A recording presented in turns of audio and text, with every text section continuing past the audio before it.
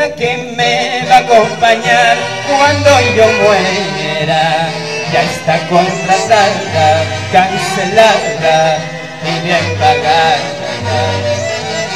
La orquesta que me va a acompañar cuando yo muera, ya está contratada, cancelada y bien pagada.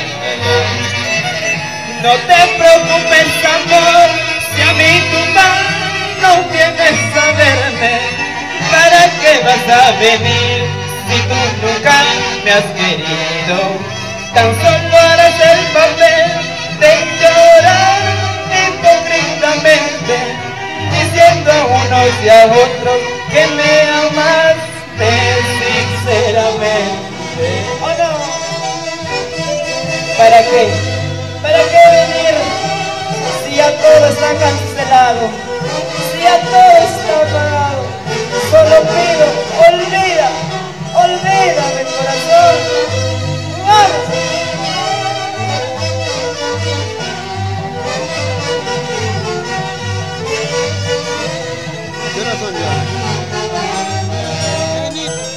La gente que me va a acompañar cuando yo muera son contaditos, amigos y familiares.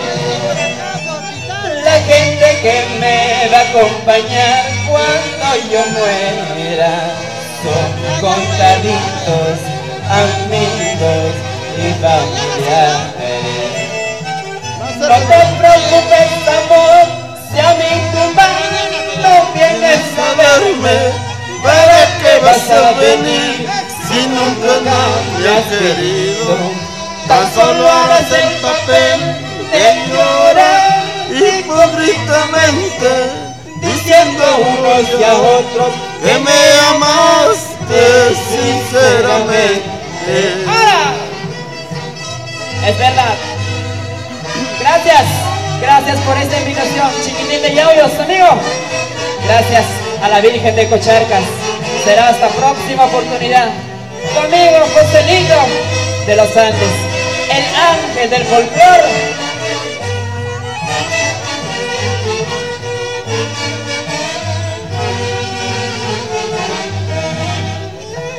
Ayer hablé con el guardián del cementerio para que cuide mi tumba. Entre tragos y canciones hemos cerrado el compromiso. Ahora, ayer hablé con el guardián del cementerio para que cuide mi tumba. Entre tragos y canciones hemos cerrado el compromiso. ¡Eso sí! ¡Ah! Gracias. Será hasta la próxima oportunidad.